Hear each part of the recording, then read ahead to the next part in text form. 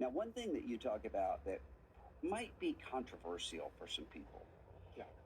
because there are a lot of people who will look at, a lot of Christians who are very nervous about things like uh, yoga or what one person called mindfulness, which is kind of an appropriation of Buddhism here. Those sorts of things. They're nervous about those things. And you talk about breathing exercises, and there are some Christians that might say, wait, are we supposed to do that? Is that some sort of a new agey religious thing that I'm doing? They might find that nerve-wracking. What would you say to them? Well, I invite them to read the book because this is where I exegete the origins, I think, of the Christ-centered practice of mindful breath.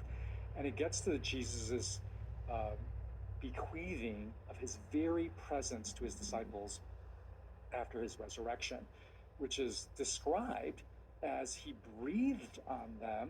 And I think that is a very conscious, mindful act of Jesus, which is equating the presence of his very spirit with breathing. And it's a beautiful expression, embodiment of Jesus' presence with us, because when we're always breathing, which is meant to convey Jesus' spirit is always with them. It's calling back, in fact, to Genesis, the Ruach Elohim, the breath of God, is described as the Spirit, is equated to the Spirit. So breathing is meant for us to remind us, oh yeah, as I breathe, I am present with the Holy Spirit, because that's how Jesus breathed on his disciples to convey his ever-present presence. And so I think that's a rich narrative for us to anchor the presence of mindful breathing. And so I'm trying to argue that actually the origins of mindful breathing are found in Jesus breathing the Holy Spirit. And if you want to go back to Genesis 1, the Spirit of God breathing over all of creation.